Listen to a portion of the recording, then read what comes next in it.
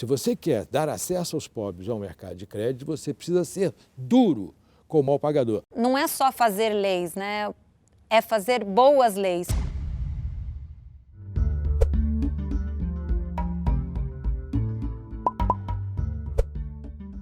Estou aqui com os professores José Márcio Camargo e a professora Érica Gorga para debatermos a ideia do equilíbrio entre os poderes e a possibilidade do surgimento de uma tensão entre eles nesse momento. Professores, obrigado pela presença de vocês aqui, em primeiro lugar. É verdade que os motivos para a atual crise brasileira podem ser encontrados já há alguns anos. Mas também é inegável que, do início da Operação Lava Jato para cá, houve uma maior tensão na relação entre esses poderes. Eu gostaria de saber de vocês se essa tensão, pelo menos a percepção dela, tem afetado os agentes econômicos e a economia em geral. Professor, por favor. Não, certamente afeta os agentes econômicos e a economia em geral. Porém, eu acho que é necessário chamar atenção para alguns aspectos que são muito importantes. Primeira coisa importante é o seguinte: depois de 3 anos de Operação Lava Jato, 2 anos e meio de Operação Lava Jato, tá certo? A sensação que você tem é que a sociedade já se acostumou com este processo, ou seja, já toma isso como dado, faz parte do processo, vai continuar em frente, vai ser fundamental, é muito importante e ponto final. Isso significa o seguinte: no início desse processo, a impressão que se tinha era que o efeito sobre o processo legislativo e sobre o executivo ia ser muito mais grave do que efetivamente está sendo. Então, você continua tendo um país caminhando, um país que está sendo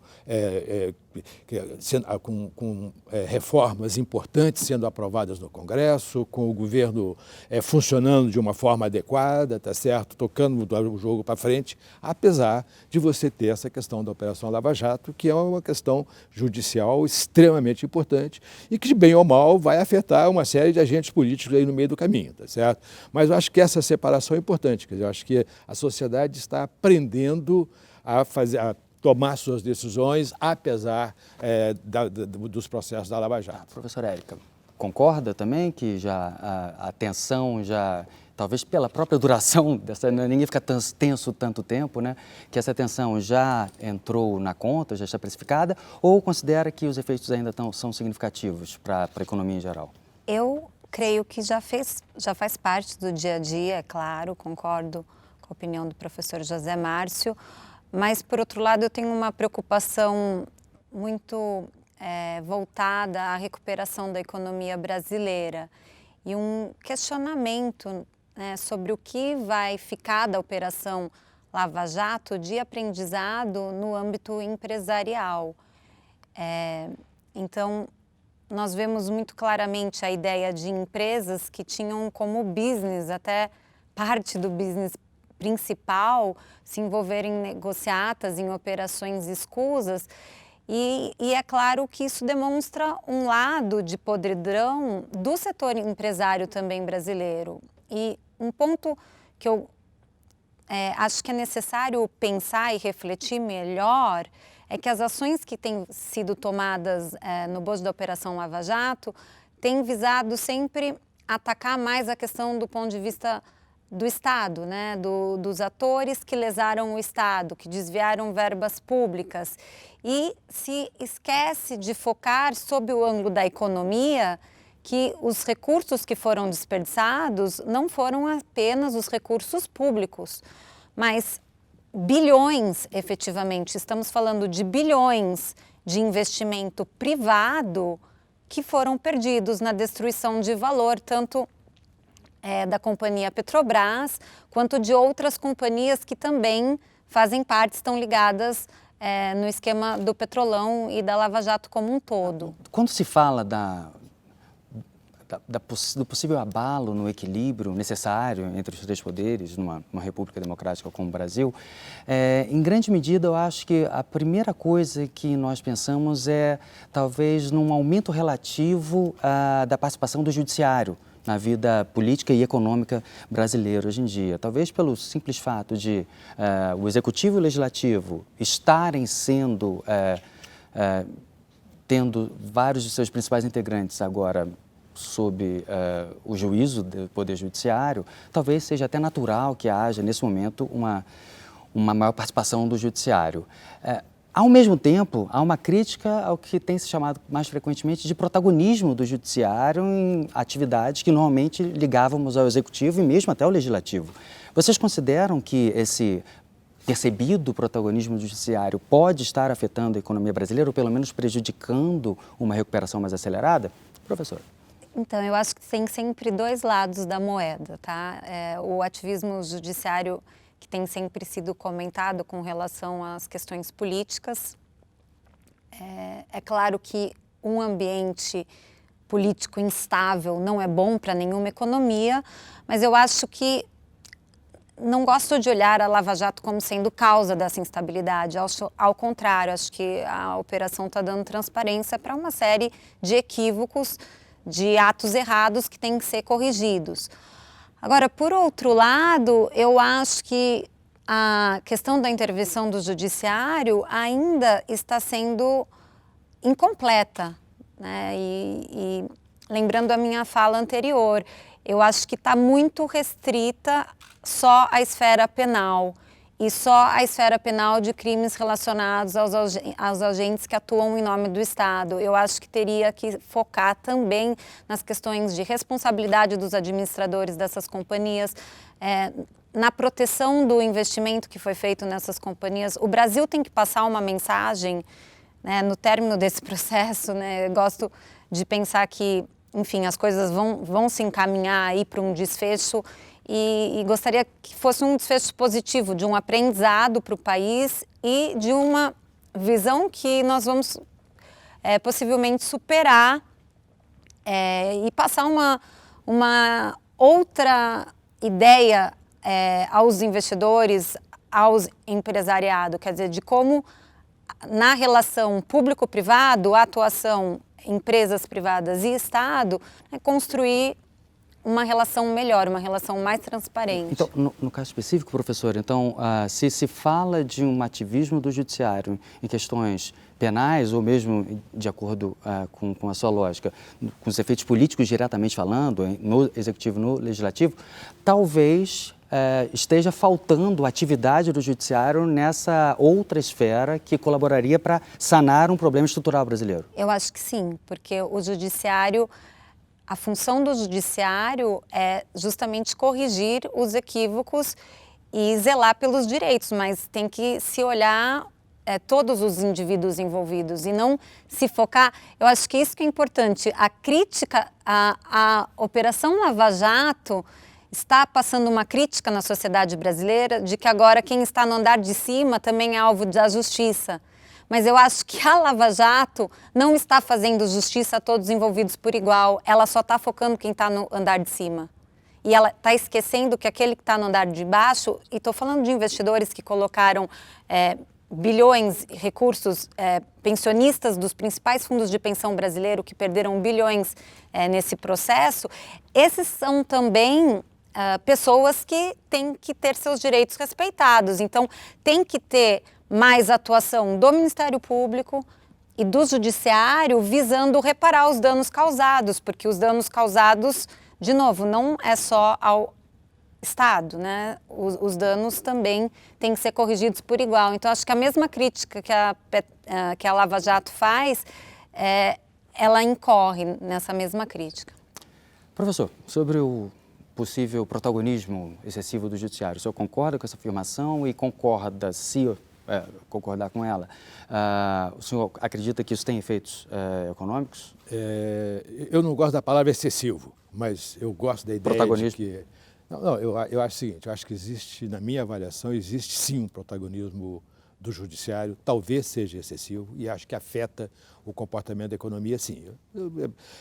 Esse protagonismo, ele se dá, por exemplo, na interpretação das leis, né? A forma como o STF, a cada momento, interpreta a lei de forma diferente, tá certo? A questão do aborto, por exemplo, há cerca de 15 dias atrás, 20 dias atrás, é uma interpretação da lei. A lei deveria ser feita pelo Congresso e não pelo Judiciário, tá certo? Da mesma forma, está começando uma discussão sobre o que é o fórum privilegiado, tá certo? Está na Constituição a ideia do fórum privilegiado.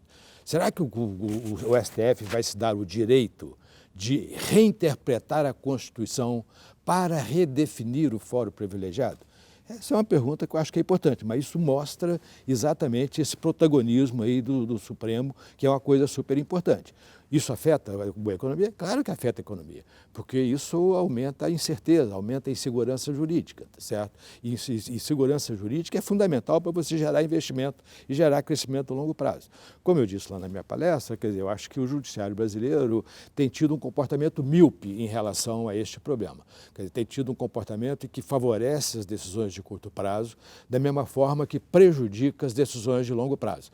Quando você, por exemplo, diminui o valor das garantias do colateral, você está favorecendo aquela pessoa que conseguiu manter o seu colateral sem ser executado, mas ao mesmo tempo está prejudicando todo o mercado de crédito e, consequentemente, toda a capacidade de investimento das empresas e das pessoas, tá certo? No futuro. Ou seja, você está favorecendo o presente e prejudicando o futuro, que é um comportamento míope da parte do judiciário. Então, acho que esse é um ponto importante. Ressaltando essa preocupação com a segurança jurídica e a incerteza com a interpretação da lei, algo muito pernicioso para a ideia de segurança jurídica no Estado, talvez existe também uma crítica, até nas palestras que nós ouvimos hoje, alguns mencionaram isso, a recorrência de substantivas decisões monocráticas que vêm sendo tomadas por alguns juízes, em questão, por exemplo, na renegociação da dívida de alguns estados junto à União e vários outros aspectos. Isso é um aspecto que ainda agrava mais essa possibilidade na incerteza de quais serão as decisões do judiciário. Essa certeza aumentada por pelo menos em termos de decisões substanciais, estar ocorrendo com maior frequência, essas decisões monocráticas, isso pode aumentar essa sensação de incerteza? Certamente. Quer dizer, as decisões monocráticas estão na cabeça de um juiz só. O colegiado são 11 juízes, então se diminui muita incerteza se as decisões foram tomadas pelos 11 juízes, em vez de ser tomado por um juiz só, tá certo? Então, acho que o fato de uma grande parte das decisões do Supremo serem monocráticas certamente aumenta muito a incerteza jurídica no futuro. Então, quer dizer, eu acho que isso só agrava esse problema do protagonismo do judiciário. Recentemente, professor, eu li um artigo que o senhor escreveu falando da sua percepção da ocorrência de uma certa leniência do judiciário, e aí a gente não está falando só do topo do judiciário não, mas do judiciário brasileiro em relação aos maus pagadores. E que essa leniência pode ter efeitos perversos para a economia, até mesmo para os mais vulneráveis, como o desaparecimento do crédito para eles, diante da incerteza de se eles receberão esse crédito de volta. O senhor coloca isso também na conta de um judiciário que está sendo excessivamente ativo nas suas interpretações? Certamente. Quer dizer, o meu ponto, quer dizer, a frase é essa: o mercado de crédito, para que ele exista, tá certo? Para que o mercado de crédito exista, é necessário que o custo, quer dizer, que o custo de não pagar o empréstimo seja maior do que o custo de pagar. Caso contrário, ninguém paga, o banco não vai dar empréstimo, o mercado deixa de existir, tá certo? E a única forma de você fazer o custo de não pagar o empréstimo ser maior do que o custo de pagar o empréstimo é dando uma garantia, é tendo um colateral. Agora, colateral é uma riqueza. Ora, se colateral é uma riqueza e para que você tenha acesso a crédito você precisa ter uma riqueza, quanto mais pobre a pessoa, menos riqueza tem, por definição. Consequentemente, menor é o acesso das pessoas ao mercado de crédito. E, consequentemente, menos oportunidades têm essas pessoas, porque quanto mais crédito, quanto mais você tem acesso ao mercado de crédito, mais oportunidades você tem. Então, isso significa o seguinte, quer dizer, se a justiça ou se a sociedade for leniente com o mal pagador, tá certo? O emprestador vai exigir um colateral muito maior do que se a sociedade for rigorosa com o mal pagador. Esse é que é o ponto importante. Se o emprestador vai exigir um colateral maior, menos pessoas vão ter acesso ao mercado de crédito e, consequentemente, isso prejudica os mais pobres. Ou seja, ao contrário do que as pessoas, e que, em geral, o comportamento do judiciário indica, quer dizer, ser leniente com o mal pagador diminui o acesso dos pobres ao mercado de crédito. Se você quer dar acesso aos pobres ao mercado de crédito, você precisa ser duro com o mal pagador. Todas as sociedades que são duras com maus pagadores, os pobres têm mais acesso ao mercado de crédito do que as sociedades que são lenientes com os maus pagadores. E a razão é simplesmente essa, porque senão o emprestador não vai exigir um colateral muito maior para poder emprestar. Professora, gostaria de comentar também sobre esse assunto? Eu acho esse um problema muito importante, que esclarece também, acho que, a falta de percepção que os juízes têm do efeito agregado das suas decisões individuais. Então, quando você vai para a escola de direito, todo o currículo da escola de direito é focado em analisar as leis existentes no país e, como bem sabemos, a nossa Constituição de 88 promove essa visão social. Até hoje, escutando numa palestra um grande constitucionalista mencionando que o capitalismo brasileiro é um capitalismo social, porque assim diz a Constituição, né? Não é apenas um capitalismo. E é interessante que quando os juízes vão tentar aplicar essas leis, porque de fato essas palavras estão nas leis, nos casos concretos e tentar promover essa justiça social, ele acha que ele vai resolver aquela relação que chegou até ele, daquele mal pagador por um empréstimo bancário que não foi pago, ele não percebe que, na verdade, aquela decisão que beneficia quem não pagou está, na verdade, tendo um efeito de exemplo, moldando os incentivos de outras pessoas que vão ser incentivadas a não pagar, porque não estão sendo penalizadas pelo não pagamento. E, com isso, acontece exatamente o que o professor José Márcio mencionou, que então todos não pagam, né? E todos vão buscar o judiciário dizendo, olha, eu não paguei, mas eu tenho um bom motivo porque eu não paguei. E o que acontece? Né? É claro, não tinha como pagar. E o que acontece? Se as decisões do judiciário endossam essa situação, endossam o não pagamento, isso afeta o custo do crédito no geral. Vai ser mais caro para todo mundo, inclusive para aquele que é o bom pagador. Então, é um desconhecimento, eu acho, dos próprio judiciário, dos membros do judiciário, dos efeitos no agregado das decisões judiciais individuais. Sim, e falando de uma decisão individual, mas que envolve uma unidade da federação, o Estado do Rio de Janeiro e a União, algo aconteceu nessa lógica, um mal pagador, pelo menos o judiciário está sendo mais leniente do que até alguns órgãos do executivo estavam pretendendo ser. Na verdade, o artigo que você leu, que você citou, tratava exatamente desta decisão da presidente Carmen Lúcia, do STF. Uma decisão monocrática. Uma decisão monocrática que permitiu ao Estado do Rio de Janeiro não pagar o governo federal. Qual era o ponto do artigo? Era exatamente esse. Se esta decisão persistir, nenhum Estado vai mais conseguir ter garantia do governo federal, porque o governo federal sabe que, se o Estado não pagar, ele não vai sofrer nenhuma restrição. Foi o que o senhor chamou de tiro no pé. Tiro no pé. Um verdadeiro tiro no pé, exatamente. Tá certo? O ponto era exatamente isso. Olha, com esta decisão, nenhum outro Estado vai conseguir aval do governo federal para conseguir um empréstimo. Sem o aval do governo federal, o Estado não vai conseguir dinheiro emprestado. Consequentemente, você está dando um tiro no pé, porque você está defendendo o mal pagador, o que vai afetar todos os outros pagadores, inclusive os bons pagadores. Certo. Maus pagadores têm sido defendidos, então, pelo judiciário muitas vezes aqui.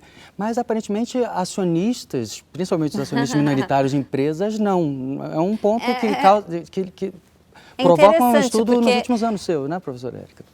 Principalmente, quer dizer, o Supremo Tribunal Federal, né, beneficiando o mal pagador num caso desses, de novo, vai gerar um efeito que se alastra para toda a economia, porque um direcionamento da Corte Maior do país acaba afetando as decisões dos juízes de primeira e segunda instância de todos os estados. Então, eu fico muito temerosa e receosa do efeito cascata de uma decisão dessa casuística no Supremo, tendo um caso específico em mente, podemos criticar todos os argumentos dados naquele caso específico, mas o fato é que a decisão extrapola o caso e fica como um exemplo para todos os outros casos. E quando olhamos do ponto de vista dos acionistas, eu acho que a lógica se aplica e até com um pouco mais grave, porque esses acionistas no Brasil, apesar de todos os direitos que constam, né, na lei das sociedades anônimas, na lei do mercado de capitais, nas instruções da Comissão de Valores Imobiliários brasileira, eles não têm tido mecanismo de reaver o dinheiro investido nas companhias. Então, numa situação em que, analogamente, eles estão numa situação de credores, né? Obviamente, analogamente, porque, na verdade, quando eles investem, esperam obter um lucro, né, em decorrência da atividade empresarial bem executada. Mas quando, enfim, a empresa não cumpre o propósito a que ela se propôs quando foi captar o investimento, o investidor fica sem ter possibilidade jurídica de reparar as fraudes cometidas. Então, realmente é o mesmo problema, né, de você privilegiar o mal pagador. Isto é, no caso das sociedades anônimas das empresas, você está privilegiando, de certa forma, as empresas que não performam bem, porque essas empresas acabam captando esse dinheiro, investindo mal, alocando o investimento e não tem que dar nenhuma justificativa e não tem que responder civilmente por aquilo. Então, de certa forma, é a mesma situação. Você incentiva a má empresa e não a boa, e não aquela que está investindo de maneira apropriada os recursos. Perfeito. Uma outra área em que eu vejo uma série de críticas à conduta do judiciário especificamente é em relação à legislação trabalhista brasileira. Muitas vezes, acordos feitos entre patrões e os empregados, através de seus sindicatos, são invalidados por decisões do judiciário. Isso é uma crítica muito recorrente que tem sido feita. Vocês concordam que é preciso de alguma espécie de reforma ou nas leis ou na forma de interpretá-las, no caso da legislação trabalhista no Brasil, professor? Não, certamente. Quer dizer, na verdade, eu costumo dizer que os contratos de trabalho no Brasil são todos falsos. Falsos no sentido de que você assina um contrato de trabalho quando você começa a relação de trabalho. Quando o empresário manda o trabalhador embora, ele entra na Justiça do Trabalho renegociando tudo que foi assinado antes. Vai lá, diz, conversa e tal, sempre tem uma negociação. Todos os direitos trabalhistas brasileiros, eles são denominados em reais. Você pode transformar tudo em reais. O empresário, o trabalhador não pode pedir a sua readmissão na empresa, mas ele pode pedir uma indenização, tá certo? Uhum. Não foi feito esse pagamento, não foi feito aquilo, etc. Então, o que acontece? Todo final de relação de trabalho, uma grande parte dos trabalhadores entra no Justiça do Trabalho demandando alguma coisa. O juiz propõe uma negociação com o empresário. Então, o empresário negocia com o trabalhador lá uma coisa diferente daquilo que foi assinado lá atrás, quando ele foi contratado. Nesse sentido, os contratos são todos falsos, tá certo? Então, isso é um problema muito complicado. Tem dois problemas aí. Primeiro, uma enorme incerteza de quanto é o custo do trabalho no Brasil. Nenhum empresário sabe exatamente quanto custa um trabalhador antes de demiti-lo, tá certo? Que é uma loucura, tá certo? Segunda coisa importante, o risco de você ter uma empresa que vá à falência por ter um passivo trabalhista alto é muito grande, exatamente porque você não sabe quanto custa o trabalhador. É comum no Brasil empresas irem à falência devido a um passivo trabalhista muito grande, tá certo? Então, tem alguma coisa aí que o grau de incerteza é de tal ordem que você tenta contratar o mínimo possível. E ao mesmo tempo... Certo apenas não saber, não ter certeza sobre o que vai acontecer uma vez que ocorra. Exatamente, e ao mesmo tempo, tá certo, você tem um enorme incentivo para tentar romper a legislação, porque você sabe que o trabalhador vai entrar na Justiça do Trabalho. Só para você ter uma ideia, todos os anos entra na Justiça do Trabalho aproximadamente 4 milhões de novas demandas.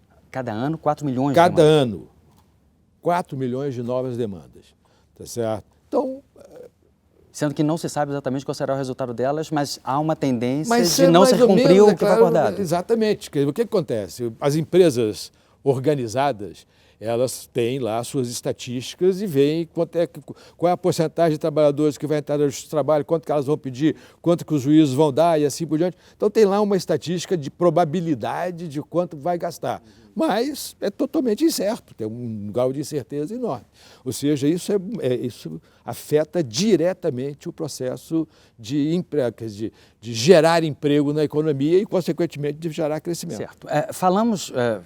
fizemos críticas bastante significativas à atuação do judiciário, mas muitas vezes há também críticas à legislação que o judiciário tem que interpretar, ou devido à ocorrência de lacunas na legislação, ou devido a ambiguidades na própria lei, ou simplesmente uma lei que ou se tornou obsoleta ou era ruim mesmo.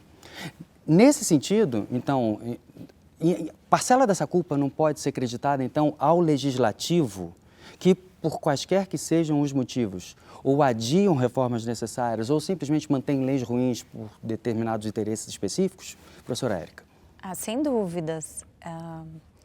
As leis no Brasil são um grande problema, porque grande parte dessas leis são utópicas. Acho que existe uma frase muito clássica que nós temos escutado falar muito hoje em dia, que é todos no Brasil têm direitos, né? E só esquecem que temos também obrigações. Então, as leis foram criadas desde a lei maior, a Constituição, que extrapola completamente em relação a constituições de outros países na elencação dos direitos dos indivíduos, e também quando vemos outras leis aí que tentam operacionalizar os princípios constitucionais, percebemos que existe uma lacuna muito grande. Então, espaço para interpretação, professor. E esse espaço para interpretação é perigoso, porque aí permite-se que o judiciário faça qualquer coisa nos casos isolados. Outro ponto, mais pensando em alguns trabalhos recentes que eu realizei, eu acho um descompasso muito grande da legislação comercial, né, dos diplomas que regem sociedades anônimas, as questões do investimento, mesmo proteção do crédito.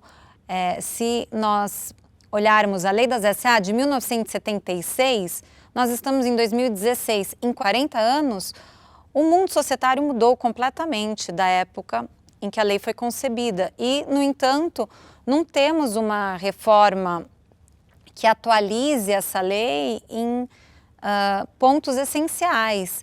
Então, o legislativo não tem dado conta do trabalho, falta análise técnica, não é só fazer leis, né? É fazer boas leis com critérios técnicos, alinhadas ao que está acontecendo no resto do mundo, e leis que promovam o desenvolvimento. Então, acho que isso realmente é um problema grande no Brasil. Professor José Márcio, o senhor concorda que parte da culpa pela incerteza que temos no Brasil em relação à aplicação das leis se deva talvez a um problema original do legislativo em termos de leis problemáticas ou por estarem obsoletas ou serem mesmo ruins? Não, eu acho o seguinte, o Brasil tem lei demais. Um problema anterior até, excesso. O Brasil tem um excesso de leis. A Constituição brasileira é uma coisa inacreditável. A CLT é enorme, tá certo? Então, isso significa que você tem um número enorme de regulações, tá certo? Segunda coisa, a consequência disso, você tem duas consequências importantes. A primeira consequência é o seguinte, você regula muita coisa ao mesmo tempo. Essas coisas mudam ao longo do tempo. Então, você tem uma CLT, uma consolidação da lei de trabalho, que a legislação trabalhista brasileira foi desenhada toda na década de 30 do século passado. Aquele mundo não tem nada a ver com o mundo de hoje. É outro mundo. Então, essa legislação não pode ser adaptável ao mercado de trabalho de hoje. Alguma coisa tem que ceder aí. E aí você começa a fazer isso via interpretação da legislação que foi feita lá na década de 30, tá certo? Então você tem dois tipos de problema, a meu ver, nessa questão do legislativo versus do judiciário. A primeira coisa é que você tem lei demais, tá certo? E, consequentemente, essas leis vão ficando obsoletas.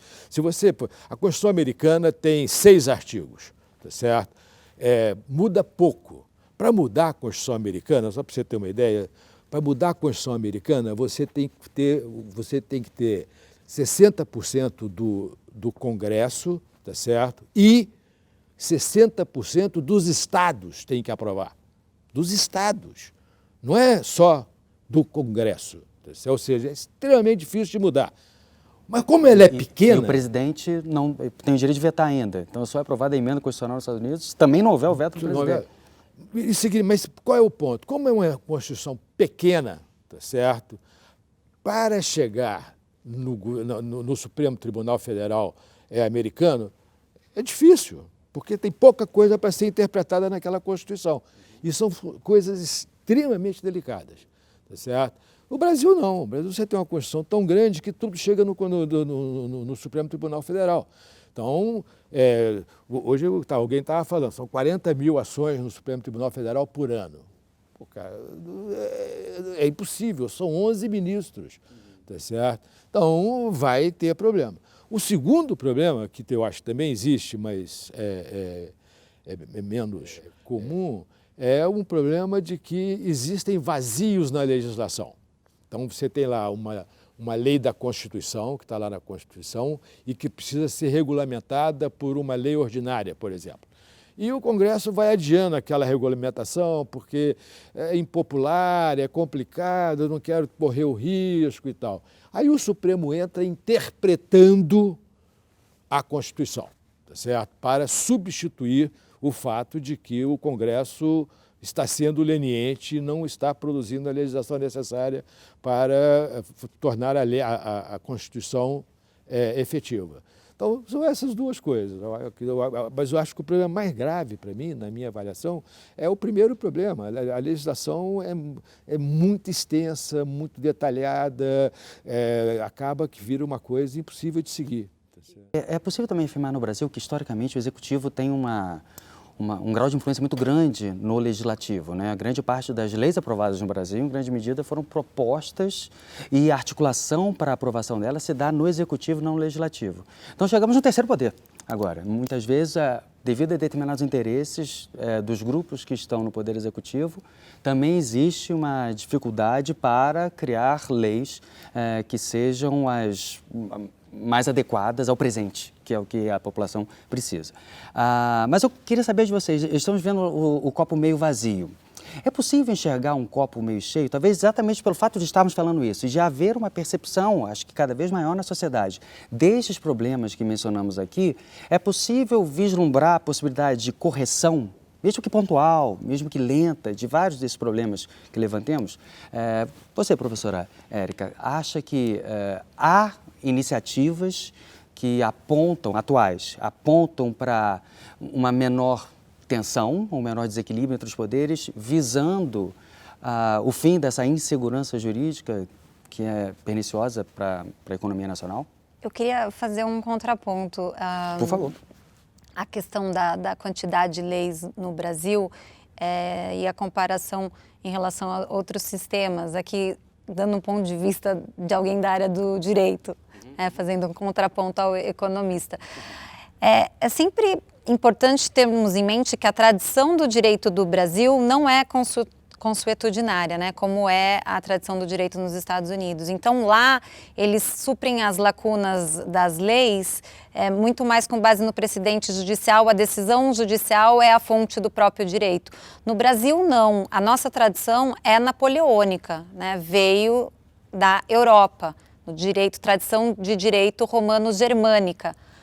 Então, realmente, é parte do nosso sistema, a fonte do direito principal é a lei. Então, disso não temos como sair, né? Não temos como, a esse ponto, mudar a tradição de direito do país, a não ser que começássemos a criar um país do zero agora. Vou fazer a reforma da tradição, né? E é claro que eu concordo com a questão de que existem muitas leis, mas não temos como nos livrar dessas sem que haja mais leis, porque precisa de uma outra lei para revogar a anterior. Tá certo? Então, estamos num dilema aqui. Se quisermos nos livrar de algumas leis, vamos ter que criar outras. Mas eu acho que o problema tem que ser atacado. Então, é claro que quando nós pensamos na CLT, e concordo plenamente, e posso citar outros exemplos de códigos no Brasil que estão defasados, é interessante ter como foco simplesmente revogarmos alguns desses dispositivos de algumas dessas leis e criarmos regras que são mais compatíveis com regras da atualidade, regras vigentes em outros sistemas. Mesmo poderíamos ter como fonte regras de outros sistemas criados em decisões judiciais, mas é preciso que o Brasil assimile isso na forma de uma lei.